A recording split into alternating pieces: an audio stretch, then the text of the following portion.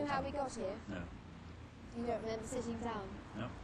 I reckon we've been here about 10 minutes at least. Well, I've no knowledge of this. My eyes have started working now, and all I've seen the whole time I've been seeing anything at all is that. And do you feel absolutely normal? Not absolutely normal, no. Completely confused. Confused? Yes. We've never eaten anything, never tasted anything, never touched anything, never smelled anything. All right, you just assume we're alive. But you are? Well, apparently, yes. But I'd like to know what the hell's been going on.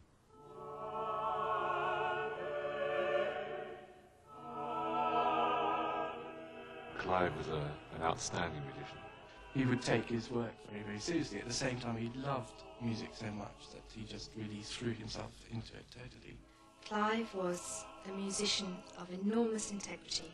He was the world's expert on Lassus, one of the 3 or 4 great composers of the Renaissance. And he also worked a great deal in contemporary music and was chorus master of the London Sinfonietta, which was Europe's foremost group. Music flows out of him, whether he's singing or playing or conducting. Clive Waring, through a cruel twist of fortune, shows us how fundamental consciousness and memory are to our lives.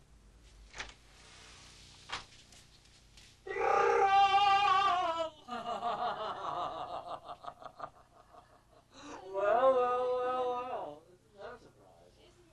It's a smashing surprise. Why have I not seen you before? I don't know. You've not seen me before? No. This is the first time. You pleased to see me? Oh, good I am. There's nobody else I care about. Well, that's cool. Oh, darling. So how are you feeling this morning? I'm conscious for the first time. It's the first time I've seen anybody at all. You've not been conscious before? No. I've been here before this I morning. haven't seen you before. No, you haven't? No. I've not seen anything at all before. I've been completely blind the whole time. No taste at all. This is the first taste I've had. That's the first coffee you've had? Yes. Do this. Cheers. And how are you seeing things? Absolutely normally. The first time. Full colour? Yes. I've never seen anything the whole time I've been ill. No black and white, nothing. Do you remember me arriving? No. I don't remember any arrivals, or I don't remember writing any of that stuff. Nothing to do with me consciously. I mean, unconscious writing. What are you doing here? Well, I don't know, presumably playing patience, but I mean, that's the first time I've seen any cards. Is it? Yes. Do you remember starting the game? It all started with a headache. Clive came home one day and said he had a very bad headache. The headache didn't lift, it didn't respond to analgesics. By the 4th day, he developed quite a high fever, and on the evening of the 4th day, for a little while, he forgot his daughter's name. By the 5th day, he was very delirious. Clive suffered from viral encephalitis, which has led to the damage of the left and the right temporal lobes, plus a good portion of the left frontal lobe. Now, the temporal lobes contain a structure called the hippocampus, which we know is implicated in memory function, and in Clive it has almost certainly been completely destroyed in both sides of his brain. And it's this that is primarily responsible for his severe memory impairment. In addition, the damage to his frontal lobes also causes a number of additional memory problems, which are manifest mostly in terms of him repeating himself a lot and generally showing highly emotional behaviour. Clive's world now consists of a moment with no past to anchor it and no future to look ahead to. It is a blinkered moment. He sees what is right in front of him, but as soon as that information hits the brain, it fades. Nothing makes an impression, nothing registers. Everything goes in perfectly well because he has all his faculties, his intellect is virtually intact, and he perceives his world as you or I do. But as soon as he's perceived it and looked away, it's gone for him. So, it's a moment-to-moment consciousness, as it were, of a time vacuum. And everything before that moment is completely void. And he feels as if he's awakening afresh the whole time. Beautiful, marvelous tickets. Fantastic. I'm awake for the first time. The first person I've seen.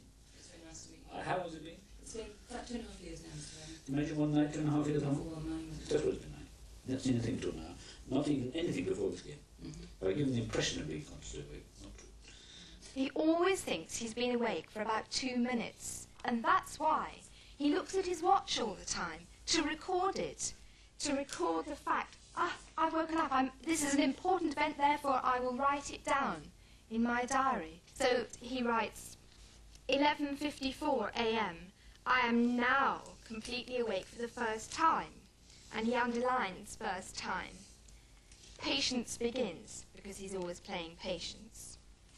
And the whole diary, every page, is a succession of entries saying almost the same thing, of first awakeness. And when he goes back and looks at his own entries, he doesn't acknowledge that they are genuine. He says he knows it's his handwriting, but as far as he's concerned, he was unconscious when he wrote them. So he quite often he'll score out what he's written before, and so his life is an ever-repeating moment of first awakening. The strongest thing in his life, I believe, and his diaries bear that out, is his love for me, and that's absolutely raw. And each time I walk into that room, it is as if it's the first time he's seen me for years. Good heavens above! Well, darling. Hello. You surprised to see me? The first time I've seen anybody at all.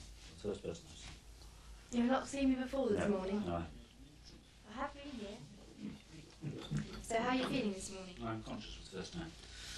It's the first time I've seen anybody at all. You've not been conscious before? No. I've been here before this morning. I haven't seen you before. No, you haven't? No.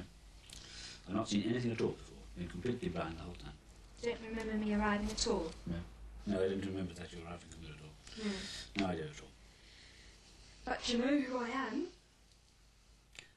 Or do you kiss all women like that? I, of course. You know I love you. I don't kiss anybody Yes, I else. do know. I do know. You've written it all over your diary. Look. I bet you that if I look to see what you've written, you haven't mentioned me on that page. No. You've mentioned me on this page. My first thought, I adore Deborah for eternity. That's right. People's entries in the diary are rubbish. What does that mean? I've no idea. Did you write that? I've no conscious knowledge of it at all, no. You're showing me now for the first time. But is it your handwriting? Yes, it is. But I know nothing about it at all. So how do you think it got there? I do. I presume the doctor don't know. But you must No, I haven't. You listen to me, please, for heaven's sake. When I say no, I mean exactly that. I haven't seen the book at all till now.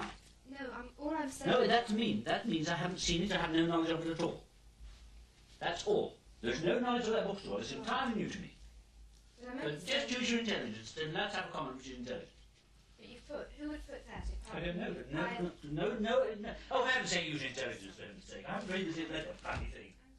Well, use your intelligence. Clive gets extraordinarily angry, and who wouldn't? Because here you're not dealing with somebody who is demented, who is oblivious, who is gaga. You're dealing with a perfectly lucid, highly intelligent man who has been robbed of knowledge of his own life, and he feels deeply humiliated to be put in that position. Very, very frustrated that he can't grasp what's wrong with him, because even as you're telling him, he's forgetting the previous sentence. Clive has lost a form of memory which probably distinguishes human beings perhaps from all other animals. He's lost the highest form of memory, a form of memory that enables you to relate yourself to the past and project yourself into the future. So, in a sense, he feels like a man adrift. Well, as far as I'm concerned, I haven't heard a note of music, seen any music, had any contact with music at all. You're still a very good conductor and a very, very good player. And you still sing with a beautiful voice. Well, it's completely unknown to me. But do you think if you sat down at the I dread to think that's a private thing for me. I don't know what will happen, do I? I know, because I've heard you. And you play beautifully, still. I haven't heard a note of music. 1, 2, 3, 4.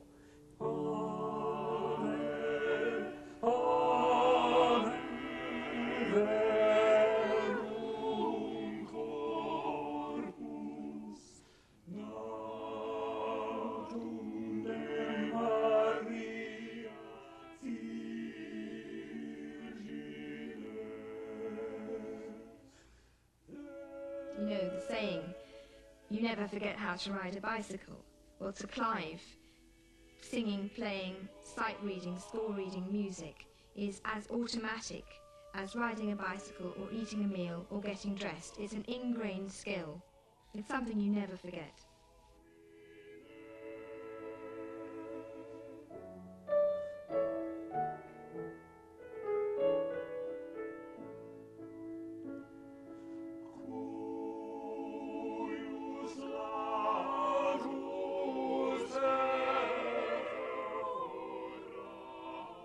When Clive finishes a piece, the reason he almost always goes into that sort of belching, choking, fitting convulsion is because the moment the music stops, he's let down out of what was a sort of safety net for him, and suddenly he's lost again.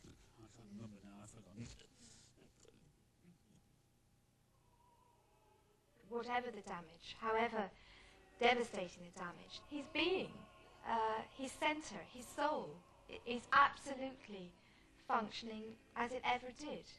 The very fact that he is so despairing, so much in anguish, so angry, so much in love with me, those are all real human passions.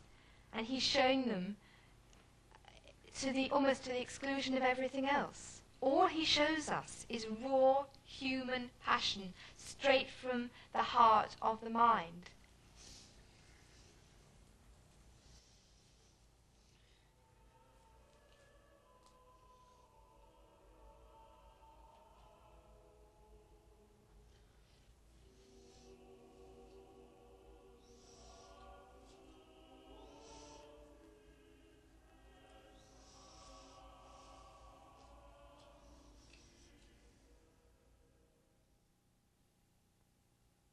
And so we end where we began, at the place where consciousness and the unconscious first left their mark, where the first broad strokes of self and the world about self were left for future generations.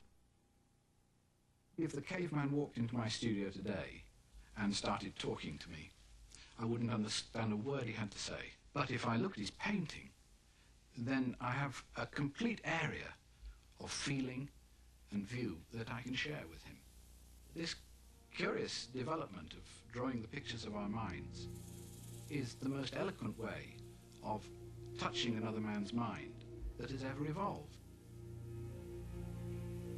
It's a language without words, a language which links us through the whole history of mankind.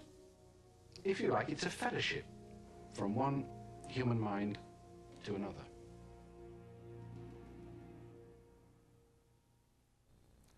To our lives and allows us the hope, not always realized, that we're making progress in this world. Mind is consciousness and the unconscious bound together. Mind is the brain fully realized. Mind is 100 billion interconnected neurons. But mind is not bound by a number. It is infinity, as you'll see in our next 8 programs. I'm George Page.